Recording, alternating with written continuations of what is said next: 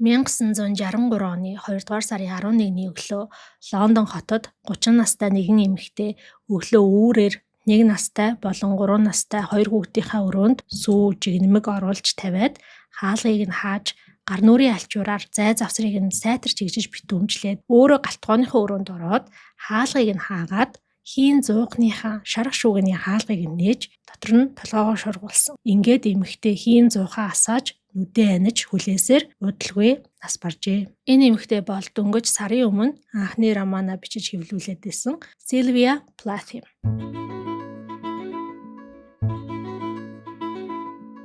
Сайн байцгаана уу эрхэм үзэгч сонсогчид минь. Би сувагтаа нэгэн шинэ булан нээгээд шинэ булангаараа мэдчилж байна. Миний нэг хобби гэх юм уу? Уран бүтээлч хүмүүсийн тэр дундаа уран бүтээлч эмэгтэй хүмүүсийн намтрыг би их сонирхож уншдаг. Тэгээд энэ сонирхлоо, энэ хоббигоо та бүхэнтэй хуваалцаад шүн дундын радио гэдэг нэртэй энэ буланг эхлүүлж байгаа. Магадгүй таны нойр хулжаад олон бодолд дарагдаад хөвтөж байгаа ганцаардсан нэгэн шүн танд бас хань болох юм болов уу гэж бодоод шинэ булангаа ингэж нэрлсэн байгаа. Америкийн зохиолч, яруу найрагч Sylvia Plath амиа хорлохтой ашигласан энэхүү хийн зуух гэд байгаа зүйлийг бол 1826 онд анх Англи улсад зохион бүтээсэн. Хийн зуух гэхээрээ бид нар одоо цахилгааныг ашиглаад билетгээ ажилуулдаг бол хийн зуух нь болохоор байгалийн хий, пропан, бутан гэх зэрэг хийгээр ажилдаг бас нэгэн төрлийн билетик гэж ойлгож байна. Ерөнхийдөө 20 дугаар зуунаас эхлээд ийм хийн зуухыг Европын улс орнууд болон Америк твийнхэн ихээр ашигладаг болсон. Байгалийн хийн нөөцтэй улс орнуудад бол хийн зуух байх нь давуу талтай. Гэхдээ энэ зуухнуудын нэг аюул нь бол нүүрс төрөгчийн давхар эсэл, азотын давхар эсэл, метан гэх зэрэг одоо хорт хийг ялгаруулдаг.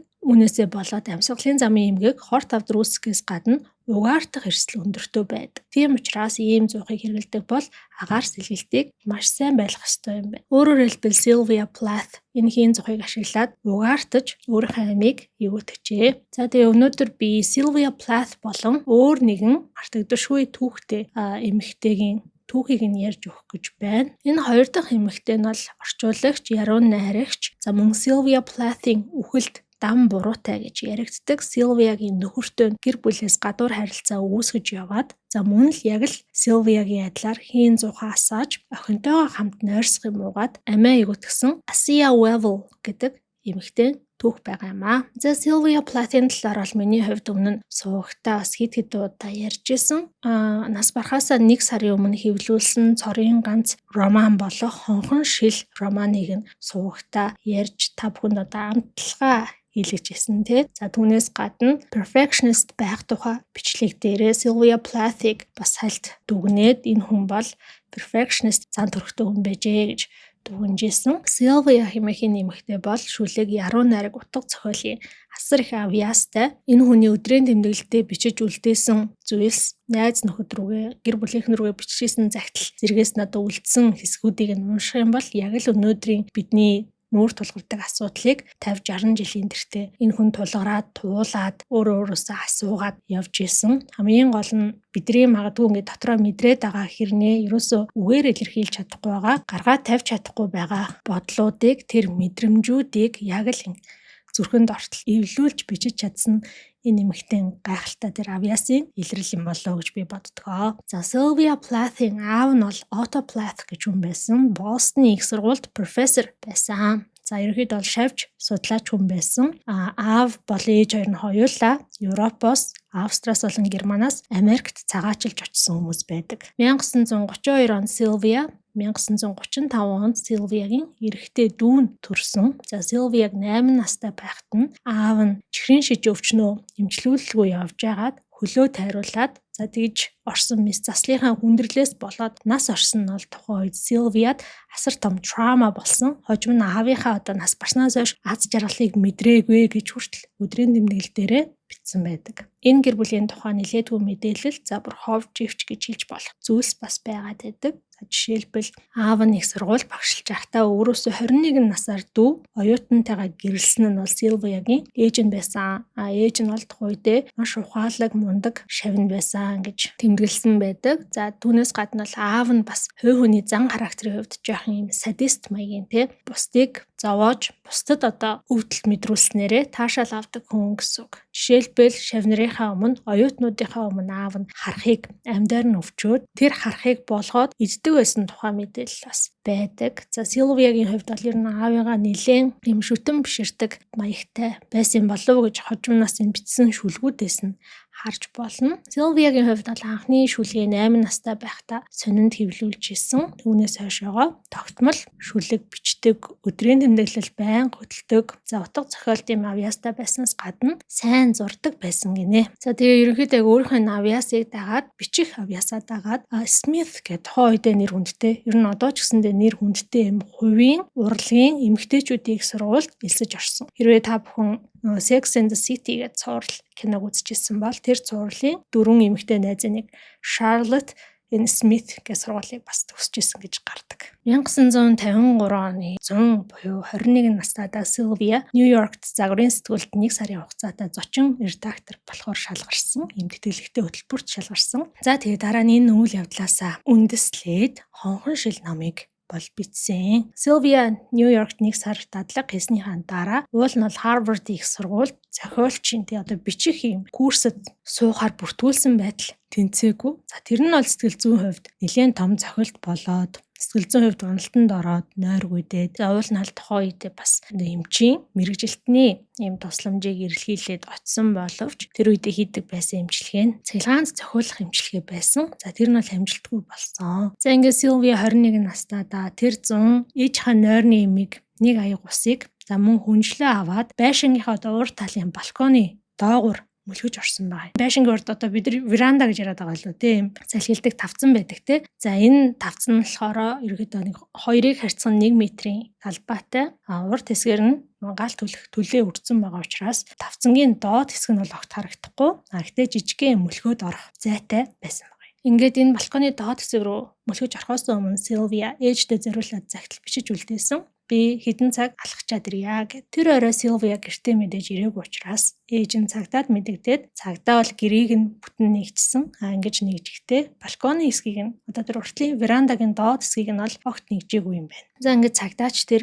ээжинч тэр бүгдээрээ яг Силвияг олон цаг ингэж алхах гэж явж байгаад нэг бол алга болчлоо, төөрчлөө, эсвэл янз бүрийн муу зүйл болоод хүн амьтанд барьцаалагдчихлаа гэж бодоод орон нутгийнхаа хэвлэлд мэдээлэл өгсөн. За тухайн үед бол бас нэлээд хэдэн юм нийтлэл мэдээлэл гарч исэн. Смит коллежид сурдаг охин алга боллоо, тэтгэлэгтэй охин, тэтгэлэгтэй оюутан алга боллоо гэх мэт мэдээнүүд бол гарч исэн. За гэхдээ 1 хоногийн дараа ээжийнх нь нойрны юм алга болсныг нь олж мэдээд ерөнхийдөө цагдаа нар бол Силвияг амиа хорлох гэж оролцсон байна гэж үзээд за энэ тухайга бас сонинд мэдгдсэн байна. Бас сонинд юм нийтлүүд гарсан. Ээж нь орон нутгийн хэвлэлд өгсөн ярьцлагада хачин сонсогдож магадгүй л дээ. Гэхдээ Силвия өөртөө бүр хизээж хүрэх боломжгүй тийм өндөр шаардлагыг тавьдаг байсан. Өөрт нь тэтгэлэг өгсөн хүмүүсийн өмнө хариуцлага хүлээх ёстой гэж үздэг. Түүнийгээ биелүүлэхдээ бараг донтсон гэж хэлж болно гэж хэлжсэн бол маргааш нь бас нэг сонинд бусад хүн өөрийг нь өндрөөр үнэлдэгч Силвия өөрийгөө тийм үнцэнтэй гэж боддгоо. Тэр сүүлийн үед уран зохиол байтугай шүлэгч бичиж чадахгүй болсон гэж ярьж байсан нь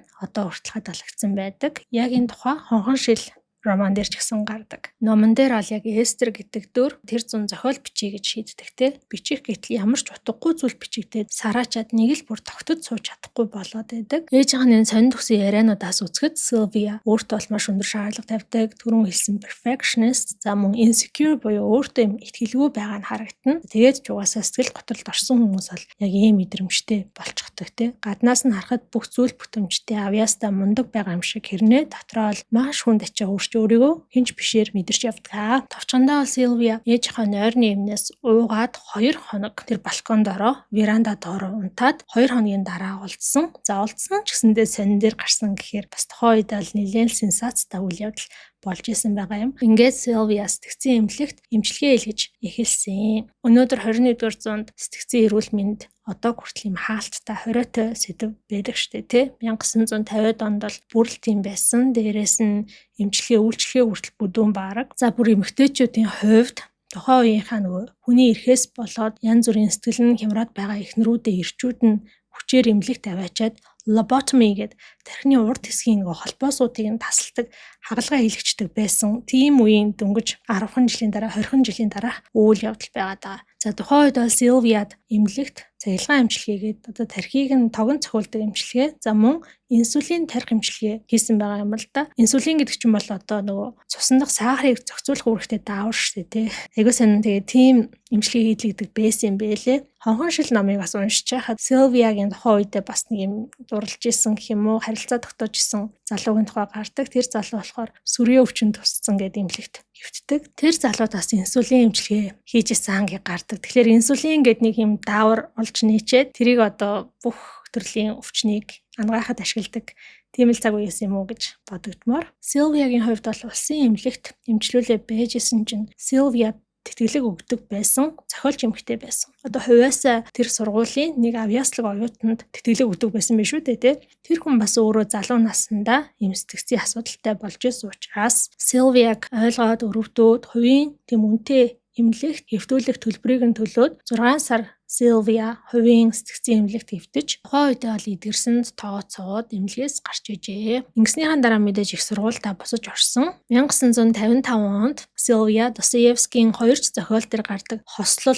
буюу одоо эд шидтэй тойл гэдэг сэдвээр дипломын ажлаа бичээд төгсжээ. За ер нь бол одоо зарим хүмүүс ярьдаг Сильвиа 160 орчим IQ-тэй буюу IQ-гийн хувьд бол Эйнштейнтэй ойролцоо байсан байна гэж үздэг хүмүүс бас байдаг. Бакалаврынхаа боловсролыг эзэмшчихэд Сильвиа Fulbright-ийн тэтгэлгээр Кембрижийн сургуульд сурахаар болсон. За энэ Кембрижийн сургуульд бол Сильвиа ирээдүйн нөхөр болох Ted Hughes гэдэг нэртэй яруу найрагч залуутай танилцсан. За Ted Hughes бол Сильвиагаас 2 насаараа 20 дугаар зууны хамгийн шилдэг яруу найрагч гэж тооцогддог хүмүүсийн нэг. Тухайн үед ч гэсэндээ яруу найрагч зохиолчийн хувьд харьцангуй нэр хүндтэй, хүрээлэлтэй танигддаг болцсон байсан. За төгснөөс хагас жилийн дараа юм уу та тийм 1956 оны 2 дугаар сард Сильвиа Ted хоёр анх танилцаад 4 сарын дараа буюу тэр оныхоо 6 сард нь гэрэлцсэн байгаа юм. За ийм богино хугацаанд танилцаад гэрэлснийг нь бодохоор энэ хоёрын дунд бол үнэхээр л юм гал халуун романс үүсчлээ те. Нэг нэгэндээ зориулаа шүлэг бичдэг, бүр байн уулздаг. За Сильвиа бол ялангуяа Тедэд бүр гүн дурлсан. Тэдийн тухай тэр бол дуучин, түүх өгүүлэгч, арслан, дэлхийгээр аялагч. Түүний дуу хоолой яг л бурхны аянга шиг гэж дүрсэлж хүртэл бичсэн байдаг. За Тэдийн хувьд бол миний хувьд нэг тийм сайн мэдгүй. Гэхдээ тухайн үед бол Английн утга зохиолын хүрээллийнхний дунд нэр хүнд сайтай байсан. За ер нь нас баран бартлаа яг энэ утга зохиолтой яруу найрагтай холбоотой нэр хүндтэй хэвээр байсан нэр хүндтэй олон ч ажлыг хийжсэн ийм залуу байгаад байгаа юм. За ингээд 56 онд гэрэлчээд 57 онд буюу гэрэлснээсээ жилийн дараа Сильвиагийн тэтгэлгийн хугацаа дуусаад Сильвиа нөхрийнхөө хамтаараа Америк руу буцаж Сильвиа бол өөрийнхөө төгссөн сургуультай буюу Smith College-д хичээл зааж эхэлсэн. За гэхдээ уран бүтээлч хүнд бол яг хичээлээ заангаа уран бүтээлээ тойрох хэцүү байсан. Нөгөө хангалттай цаг гарч ирэхгүй байсан. За тэгэхээр нь яасан бэ гэхээр нэг жил хичээлээ заачаад дараа жил нь буюу 1958 онд тэр хоёр Бостон хот руу нүгээд Сильвиа бол сэтгцийн эмнэлэгт ресепшны ажилд орсон. Тэгэхээр яг ажлын цаг нь арай багасаад гэхдээ тодорхой хэмжээний орлоготой ингээд уран бүтээлээ туурах бас цаг хугацаатай боломжтой болж байгаа гэсэн. Ер нь аль нэг зохиолч уран бүтээлчтэй амьдрал тийм баян тансаг байх нь одоо зохиол бүтээлээрээ овоож цоотлоо мөнгө олох нь зэвэ ховор штэ тий. За энэ үедээ бол Сильвиа бас алдартай яруу найрагчийн нэг семинарт суугаад тэр яруу найрагчтай танилцаад ярилцаад тэр хүн нь болохоор Сильвиаг өөрийнхөө амьдралаасаа сэтгвлээд эмэгтэй хүний өнцгөөс бич гэж зөвлөсөн нь бол Сильвиад маш их нөлөөлсөн. Угаасаа ер нь бичсэн зохиол бүтээл яруу найргийнх нь ихэнх нь бол яг энэ өнцгөөс бичсэн байдаг. За хонхон шил болон бусад шүлгүүд нь confessional гэж яриад байгаа.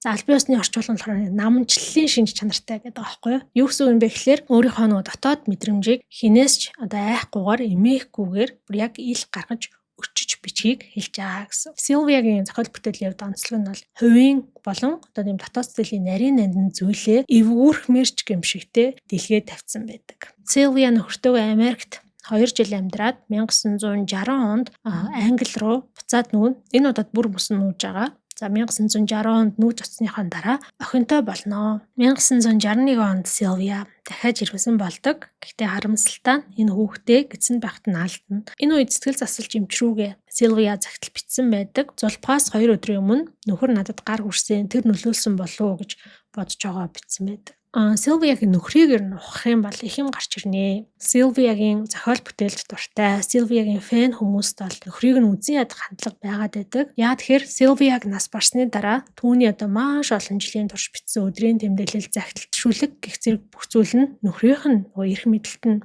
үлдсэн. Эд хөрөнгө өв залгамжилж очдог шиг энэ хүний оюуны өмч ч гэсэндээ өв залгамжлагдаж очдөг юм байна л да. Гэтэл тэр нөхөр нь болохоор үлдсэн зүйлсийнх нь нилээдэг нь шатааж устгасан. За тэр тусмаа Сильвиягийн амьдралын сүүлийн хэдэн сардаа бичсэн тэмдэглэлүүдийг бүр шууд устгацсан. За хүмүүс одоо бид нартэй тэр дэвтэрт бол Тэдийн араар тавиулт гэр бүлийн хүчирхийлэл бүр хүчин хийсэн зэрэг зүйлийг нь бичсэн байсан. Тийм учраас Тэд өөрийнхөө нэр хүндийг хамгаалахын тулд тэрийг устгасан гэж үздэг. За зарим хүн бол Тэд Сильвиягийн үхэлд шууд буруутай гэж үздэг. Яад вэ гэхээр Асия Вэвл хэмээх эмэгтэйтэй холбоотой. Асия Вэвл бол Герман Латив гаралтай еврей эмэгтэй 1927 онд төрсөн. Тэд болон Сильвиягаас аль альнаас нь бас нэлээд насаар игч байсан. Асия гэр бүлийн хамтаар нацистуудаас зугтаж 1939 онд Израиль руу дөрвсөн. Асиягийн найз нөхөд гэр бүл нь бол Асияг чөлөө сэтгэлгээтэй, эрх чөлөөтэй эмэгтэй гэж дурсаж ярьсан байдаг. Израильд Асия англи цэргүүдтэй бүжгэнд орж явж агаад Джон Стил гэдэг нэртэй цэрэгтэй танилцаад 19 нас хүрээд тэр залуутайгаа хамт англи руу нүүж 20 настайдаа буюу 1947 онд тэр залуутайгаа гэрэлжээ. Гэхдээ ер нь Асияг мэддэг. За дараа нь Асиягийн талаар судалдаг болсон хүмүүс бол Асиягийн залуудаа хайртай байгаагүй. Гэр бүлээ англи руу цагаачлуулахын тулд визний шаардлагаар энэ залуутай гэрэлсэн гэж үздэг. Англи руу ирснийхаа дараахан Асия энэ нөхөртөөгөө Канада руу бас цагаачлаад өөрөө бол British Columbia-гийн их сургуульд орсон байгаа юм. За British Columbia-гийн их сургуульд орсныхоо дараа Асия ирээдүйн хоёр дахь нөхөртөөгөө танилцсан. Эхний нөхрөөсөө гэрэлснээс 2 жилийн дараа буюу 1949 онд салаад хоёр дахь нөхөртөөгөө 1953 онд гэрэлсэн. Үүнээс 3 жилийн дараа 1956 онд Асия нөхөртөөгөө хамт Канадаас Лондон явах хөлөг онгоцонд явж байгаад 21 настай Канад яруу найрагч Дэвид Вэвл гэдэг залуутай танилцсан. За сүүлдээ бол энэ залуугийн овгийг нь авсан байгаа штэ тий. Асия Вэвл гэдэг нэртэй. Сүүлийн нөхрөөрөө овголдог байсан гэсэн. За ингэж танилцахдаа Асия 29 настай, нөгөө залуу нь бол 21 настай. За тэг хамгийн гол нь Асия өмнөх нөхрөөсөө салаагүй байсан. Тэгэхээр гэр бүлээс гадуур харилцаа болж таарч байгаа юм. Ингээд 4 жилийн дараа хоёр дахь нөхрөөсөө салаад 1960 онд Дэвидтэйгээ албан ёсоор гэр бүл болсон. Ийм нэлийн ээдрээтэй амьдралтай. Бүсгүй Дэвид Асия хоёр Лондонд амьдрахаар шийдсэн. Тэр хоёр болохоор Лондонд байдаг Сильвия Тэд хоёрын байрыг түрээслэхээр болсон юм байна. 1962 онд анх яг энэ байрыг нь түрээслэхээр болоод за ингээд хэсэг хугацааны дараа Сильвия Тэд хоёр тэр хоёрыг гэртээ ураад анх танилцсан. Анх танилцахдаа шууд Тэд Асия хоёрын дунд оч бадарсан гэх юм уу. Юу гэдэм дэ нэг юм маш нарийн юм холбоос үүссэн. Chemistry аяга сайн байсан гэж ярьдаг штэ тий. Тэр бүхэл Тэд ингээ анхныхаа учрлын талаар шүлэг хүртэл бичсэн байгаа. Шүлгийн нэг хэсэг нь надад таалагдсан хэсэг нь болохоор түүний доторх мөрөөдөгч надад дурлсан ч тэр өөрөө мэдээгүй байхыг би харлаа. Яг тэр мөчөд миний доторх мөрөөдөгч түүнд дурлсныг би харин мэдэж байлаа. Шууд л анхны харцаар нэгэндээ дурлчихсан байгаа юм. За гэтэл энэ 1962 онд Сильвия Тэд хоёр Англидаа буцаад ирчихсэн, аль хэдийнэ гэрэлчихсэн, бүр 2-2 хүүхэдтэй болцсон байсан гэдгийг дахин сануулъя. Сильвия хүртэл Асия тэр Тэд хоёрын хоорондох холбоос гэх юм уу те шууд л нэгэндээ тэр таалагдж байгаа тэр дээрч энергийг нь мэдэрсэн байдаг. Тэр тухайгач загталтаа бичсэн байдаг. Ингээд Асия Тэд хоёроос явуулдаж эхэлнэ. Миний хувьд мэдээж Сильвиягийн фэн учраас Асия цаанаасаа нэг жоохон дургуурээд идэг юм л да. За Тэд бол угаасаа ер нь амар эго ихтэй, хүчирхийлэгч, шилэг залуу байсан нь бол ойлгомжтой. Та бүхэн ч гэсэн сонсож байгаа хаа. Ингээд тэр хоёр явуулдаад нэг худалгүй буюу 1962 оны онцон нь Сильвия Тэд Асия хоёрыг гэр бүлээс гадуур харилцаа үүсгэсэн байна гэдгийг мэдсэн байгаа юм. За ингээд мэдээж Сильвия Тэд хоёрын харилцаа бол зунжанга таагүй хэрүүл уралтай байсан. Дээрээс нь нэмээд Тэд Силвияг орхиод Асиятай хамт Испани руу аяллаар явсан. 1962 оны 10 сард Силвия Тэд хоёр ер нь бол бүр бүсэн салсан гэх юм уу те тустай амьдарч эхэлсэн. Салснаасаа хойш бол Силвияд харин гайхамшигтай нь онгот нь бол маш ихээр орж ирсэн. Бүр энэ нэг богинохон хэдхэн сарын хугацаанд маш олон алдартай шүлгүүдээ бичсэн. Дээрээс нь нэмээд номоо хүртэл одоо бичиж дуусгасан. Бас нэг өдрийн тэмдэглэл дээр хэсэг нь байдаг. Хүүхдүүдээ унтжаахт нь өглөө эрт босоод ерөөсөө ингэ бичиж эхэлдэг. Өглөөний цагийг ашигладаг гэдгээс бичсэн байсан л та. Sylvia Plath хонхон шил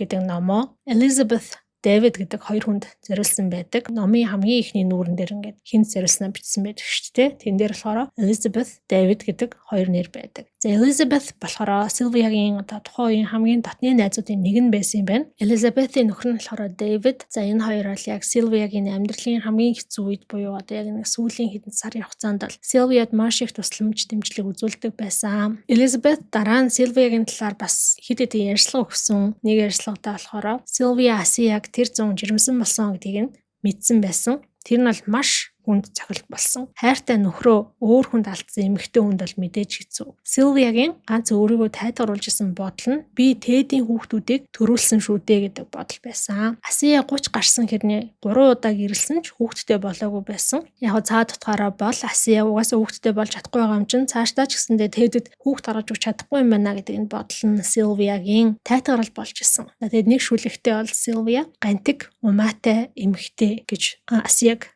төрсөлсөн байдаг. Гэтэл Асия тэр жил жирэмсэн болсон байсан нь бол Силвиягийн өөрийгөө яг тайлгаруулж исэн магадгүй одоо сүүлчийн бодлыг үгүй хийсэн байгаа юм. Энэ бүхнийг мэдснийхаа дараа нөхрөөсөө салсныхаа дараа Силвия хоёр хүүхэдтэйгээ тустай амьдарч эхэлсэн. 1962-оос 1963 оны тэр үйл бол Английн түүхэнд одоо сүүлийн 100 жил болж байгаагүй тийм хүйтэн үйл болсон гэж байгаа. Силвия 2 настай 9 сартай хоёр хүүхэдтэйгээ хүүтэн байшинд мөнгө төгрөгөөр таарах амьдарч исэн. За хүүтнээс болоод усны хоолой нь хөлдчихсөн, утасны шугам нь эвдэрчихсэн. Хоёр хүүхэд нь зөксөө загуу ханаа түрээд өвдөжсэн ч гэсэндээ Силвия асар их одоо урам зоригтойгоор хонгоцтойгоор шүлгээ өргөжлүүлэн бичээд хонхон шил номоо уран бүтээлийн нэрээр эвлүүлэхээр болоод байсан. Жаргал зовлон тэнцсэн гэх юм уу те хэцүү зүйл байгаа ч гэсэн тодорхой хэмжээнд баяр баясгалантай сайн зүйл болж исэн. Ийм одоо өдрүүд өнгөрч исэн. Амиа орлохоос өмнө 1 сарын өмнө Силвия өрхийн эмчдэрээ гэх юм уу үзүүлсэн байгаа юм л да. Тэгээ байнгын төвшүүртэй байгаа амиа орлох тухай боддог. Өдөр тутмын амьдралаар хэвийн үргэлжлүүлэхэд хүндрэлтэй байгаас гадна нойргуудалд орсон хэдхэн сарын дотор 9 кг турсан гэж тэр эмчтэй хэлсэн байдаг. Тухайн үед болохоор тэр эмч нь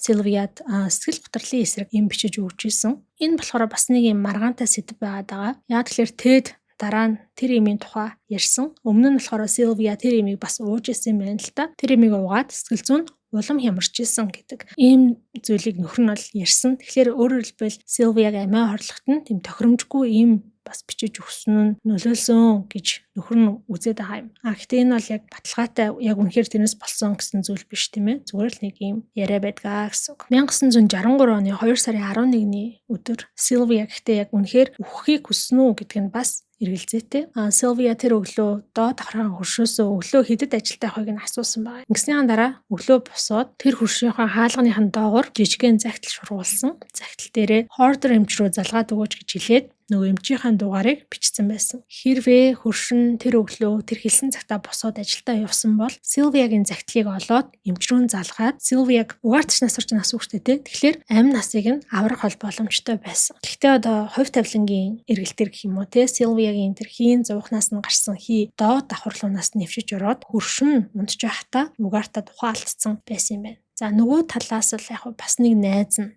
татан найз нь байдаг. Силвиягийн амьдралын талаар бичсэн номондоо бол тэр өдөр Силвия угаасаа үхэх зорилготой байсан. Толгоогоо зуухандаа нэлийн гүн оруулсан байсан гэж бас тэмдэглэж үлдээсэн байдаг. Тэгэхээр Силвия үнэхээр үххийг хүснэ үү эсвэл бусдын анхаарлыг татаж тусламж гуйхын тулд хийсэн үйлдэл нь бүр ингээд үнэхээр үхэлтэнд хүрчүү гэдэг бол баг зэргийн маргаантай сэдв хэвээр үлдсэн байнамаа. Хамгийн гашуун нь гэх юм уу Силвияг нас барсан тэр өглөө нөхөр нь шинэ амраг Сьюзен гэдэг эмэгтэйтэйгээ нэг оронд хэвтчихсэн гэдэг. Тэд бол эхнэрийнхээ араас гашуудсан. Миний амьдрал ингээд дууслаа. Үүнээс хойш миний бичсэн бүх зүйл өгсөн хүний хийх зүйл гэж найз руу бас цагталтаа бичсэн байдаг. Силвияг нас барсны дараа мэдээж 2 хүүхдээ өсгөх хэрэг Тэдэд гарна. Тэд бол энэ ажилдаа их чигээ дайчилсан байгаа. За мөн Сильвиягийн найз нөгөө хогон шил номыг зориулсан гэдэг Elizabeth Дэвид хоёрыг ч гэсэндээ манайхтай ойрхон амьдраач гэж тухайдээ бас хүсч санал тавьж исэн юм байлээ. Яг мэдээж хүүхэд асрагч бол байсан. Ингээд Elizabeth бас нэг ярилцлагатаа дурдсан байдаг. Нэг өглөө Тэдийн гэрт нь очисон чинь хүүхэд асрагч нь Асия Тэд хоёр жижигхэн мистэс хийлэхээр явсан гэж хэлжсэн. За тэр нь бол одоо Сильвиягийн мэдчихсэн тэр жирэмслэлтийг аборт хийх гээд явсан юм болоо гэж Elizabeth таамаглаж байгаа. Мэдээж Сильвияг нас барсны дараа Сильвиягийн ээж нь амьд зэрэг Америкт байгаа юм чинь ирээд зээнараа хармаар авмаар байгаа боловч Англид ирэх визнийх нь асуудлыг нь бол Тэд хөөцөлдөж байгаа гэдэг нэртэй ч яг үүндээ бол үргэлж хойшлуулж ирж исэн юм бэлээ. Магадгүй ингээ хүүхдүүдээ алдчих байх гэсэн айдас бас Тэдэд байсан учраас Сильвиягийн ээжийг бол ирүүлэх аюул дургу байсан. За эцэст нь яасан бэ гэхээр Асияг гэртээ авчирсан. Сильвияг нас барсны дараахан ганц 2 сарын дараа Асияг гэртээ авчираад 2 хүүхдээ харуулах ажлыг Асиягаар хийлгэсэн. Энэ бүхэн бол Асияд бас тийм ч амар байгаагүй. Сильвиягийн одоо үлдээс уулмөр гэх юм уу те үргэлж өөрийг нь дагаад байгаа юм шиг санагддаг. За сүүлдээ бүр ингээ Сильвиягийн самаар үсээ самнаа Сильвиягийн эдэлж хэрэгжилжсэн зүйлүүдийг нь одоо хэрэглэх болсон. Гэх мэтчлэн бас ийм эвгүй хачирхалтай өгүүлдлүүдийг хийж эхэлсэн байгаа юм. Elizabeth-ийн ярилцлагатаа дурдсанаар бол тухайд хаяа Elizabeth Асиятай таарлцдаг байсан. Үргэлж гунигтай төөрөлдсөн төөрөд явж байгаа юм шиг харагддаг байсан. Асия бол маш хурдтай хөвшрөөд нэлээд жин нэмж харгалсан гэсэн. За дээрээс нь бол Тэдийн ярьснаар Асиягийн үс нь генетл бууралтаж эхэлсэн учраас үсээ будах болсон. За Сильвияг нас барснаас 2 жилийн дараа 1965 онд Асия дахиад Тэдээс жирэмсэн болоод энэ удаад охинтой болсон. Мэдээж Сильвиягийн үглээс болоод Тэд болон Сильвиягийн эргэн тойрных нь тэрч бүгд Асияг таньдаг хүмүүс. За ер нь л олон нийт бол Асияд үзий ядаж дургуй болсон. За ялангуяа 1965 оноос эхлээд Тэд Сильвиягийн бичиж үлдээсэн шүлгүүдийг эмхэлж төвөр болгож хэвлүүлж эхэлсэн нь Сильвиягийн үхэлд илүү их анхаарлыг татаад тэр анхаарал нь мэдээж дамаа Асияд нөлөөлж байгаа шүү дээ тий. За түүнээс гадна одоо түрүүн хэлсэн Сильвияг нас барсан өдөр хүртэл Тэд шал өөр хүүхэнтэй нэг оронд хэвтчихсэн. Асия хүртэл одоо араараа тавилсан гэсэн. Иймэрхүү үйлдэлүүдээс болоод мэдээж Асия Тэдийг хардаж, сэрдэж эхэлсэн. Энэ дэр нэмээд Тэд Асиятай албан ёсоор гэр бүл боолж эхнэр нөхөр болохыг хүсгүй байснаас гадна Асияг гэрээ үйлчлэгч, асрагч гэж харах болсон байна. Асия Тэдийн амьдарч өөрийнхөө нэг хүүхдийг, Тэдийн 2 хүүхдийг харах энэ хооронд бол Тэд 2 ч өөр эмэгтэйтэй янаг амргийн холбоотой болсон байсан. Асия Тэдийн амьдарч байхдаа Тэдийн шахалт шаардлагын дагуу маш юм нарийн дүрм журмуудыг баримтлах ёстой байсан гинэ. Yehuda Koren гэдэг зохиолч Асиягийн тухай намтар ном бичсэн. За энэ намтар номдоо одоо жишээлбэл энэ Асиягийн заавал дагаж мөрдөх ёстой юм дүрмүүдийг бас дурдсан байгаа байхгүй юу? За жишээлбэл Асия өглөө 8 цагт босох ёстой. Өдөр төр дуг хийж унтах ирэхгүй. Заавал гадагшаа гарах байгаа юм шиг цэвэрхэн хувцлана. Унтлагын хувцастайгаа байж болохгүй. Хүүхдүүдтэй дор хаяж өдөрт 1 цаг тоглоно. Хүүхдүүдийн усан дор шүүд угаах, үс самнах, урагдсан хувцсыг нь угааж цэвэрлэх оёх ажлыг бол заашгүй хийх ёстой. Хүүхдүүдэд 7 хоногт дор хаяж 3 цаг герман хэлний хичээл орно. За Сильвиягийн хэмжээнд эсвэл бүр түүнээс ч илүү гэр орноо цэвэр цэмцгээр авч явах ёстой. Шинэ хоолны жор тогтмол сурж олон төрлийн хоол хийдэг байх ёстой. Хоолныхон жороос бас Сильвиягийн охинд нь зааж өгөх ёстой гэсэн дүрм байсан. Бейкригээс юу ч авч болохгүй.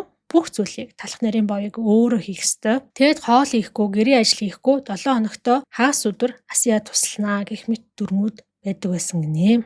Асия яагаад энэ бүхнийг төвчээд амьдраад байсан бэ гэхээр Асия жоохон л гомдлох юм бол Тэд энэ бүхэн чамаас болсон. Чамаас олж ийм нөхцөл байдал үүссэн чи өөрийг хариуцлага хүлээ гэж ууралдаг байсан. Мэдээж яг Тэд ч гэсэнд энэ бүхэнд ижлэгэн хариуцлага уулнал хүлээх ёстой шүү дээ. Асия өөрөө бол бас найз нөхд рүү ойр дотны хүмүүс рүүгээ загтал бичижсэн. Тэр загтлуудын нэгэн дээр нь Тэд Асиягийн нүдэн дээр Сильвиягийн өдрийн тэмдэглэлүүдийг устгасан тухай дурдсан байдаг юм байна. Бас болоогүй Тэд Асияг шүлэг, яруу найраг, ойлгохооргүй тэнэг гэж одоо доромжилдог байсан юм байна. Гэтэл Асия бол зар сурталчилгааны компанид амжилттай ажиллаж хэд хэдэн шүлгээ хэвлүүлж Израилийн яруу найрагч Yehuda Amichai гэдэг хүний шүлгийг англи хэл рүү хөрвүүлж байсан гэд тодорхой хэмжээнд амжилттай карьертай эмэгтэй байсан. Асиаас гадна Тэд Асиагаас төрсэн охин Шуураагаа ч гэсэндээ хүлээн зөвшөөрдөггүй шахуу байсан. Силвиагаас төрсэн 2 хүүхдээ өргүүлж найз нөхдөдөө өнгөрч ярьдаг байсан. Нөгөө Шуураагаа бол огтхонч бараг дурсдаггүй байсан гинэ. 1969 оны 3 сард Асия 4 настай Шуураа охиндоо нойрны найруулсан ус уулгаад өөрөө ч гэсэн тэр уснаас уугаад орныхоо матрасыг чирж галтгооны өрөөндөө оруулаад хийн зуухаа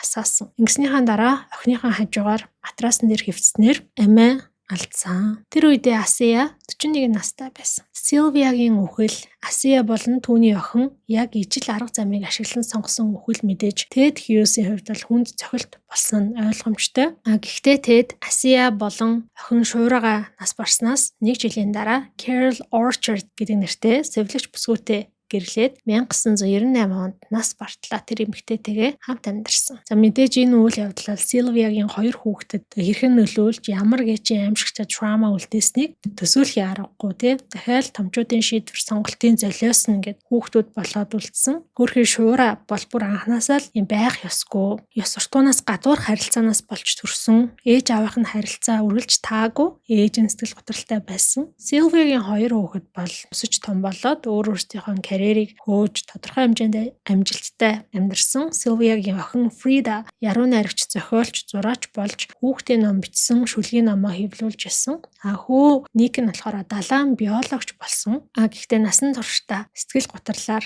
шаналж улмаар 2009 онд мөн л амиа хорлож энэ хорвоог орхисон. За эцэст нь дүгнэхэд Sylvia Plath, Asia Wewell, Ted Hughes гэдэг энэ 3 хүний түүх бол зөвхөн хувь тавилан эмгэнэлт явдал гэж харахаас илүүтэйгээр тухайн үеийн нийгэм, соёлын хүрээнд бас хүйсийн ялгаатай байдал ямар үр дүнд хүргэдэм бэ гэдгийг энэ 3 түүхээс харж болох юм болов уу гэж миний хувьд бодсон. Мэдээж Ted Hughes 2 эмэгтэй эмхэлд шууд хариуцлага хүлээхгүй, шууд буруутай биш ч гэсэндээ сэтгэл зүйн хувьд юм докторгүй харилцааг, гэр бүлийн хувьд, ёс суртахууны хувьд докторгүй харилцааг үүсгэсэн хүн нь гэтэл энэ харилцааны үр дагаврыг эмэгтэй хүмүүс өөрсдийнхөө амь амьдралаар төлжээ. Гэтэл Ted Hughes-ийн хувьд бол уран бүтээлчийн нэр хүнд, нийгмийн байр суурь нь түүнийг хамгаалаад амьдралд нэх нөлөө гарахгүйгээр нэр хүндтэй тэр амьдралаа үргэлжлүүлж байсан. Эрэгтэй хүн гэдгээрээ энэ хүнд тийм хамгаалалт хойд бол байсан бол Plath, Wewell хоёрт тийм боломж, тийм хамгаалалт байгаагүй. Мэдээж энэ түүхийг сонсоход ч тэр интернетээр ингээ харахад ч тэр хүмүүс Асияг Sylvia Plath-ийн амьдралыг сүрүүлсэн дайсан гэж их ярьдаг. Энэ 2 эмэгтэй хоёулаа сэтгэл зүйн хувьд эмзэг байдал байсан. Ганцаардалж байсан, мөн дэмжлэг дутмаг тийм орчинд амьдарч байсан. Бас энэ түүхийг ингээд уншаар энэ түүхийн тухай ингээд бодохоор яахын аргагүй энэ асуудал ядаа гол цөм болсон. Ted Hughes хэмээх энэ яруу найрагчийг үзэн ядмарч юм шиг, энэ хүнд уур умаарч юм шиг мэдрэмж төрдөг. Гэхдээ яг Ted Hughes-ийг үзэн ядах уу гэдэг асуултаас илүүтэйгээр яагаад тухайн үед утга зохиолын орчинд эмэгтэйчүүдийн зовлон үл ойшоодог, харин эрэгтэй уран бүтээлчийн нэр хүндийг хадгалж, хамгаалж болдог байсан бэ гэдэг асуулт илүү тохирсон асуулт юм болов уу гэж бодож байна. За тэгээд энэ түүхийн мэдээж хамгийн ноцтой үр дагавар бол хүүхдүүдэд учирсан. Насан туршаагүй байхдаа томчуудын, эцэгчүүдийн гаргасан шийдвэрийн хор уршиг үүрсэн, амь амьдралаа алдсан, насан туршдаа сэтгэл зүйн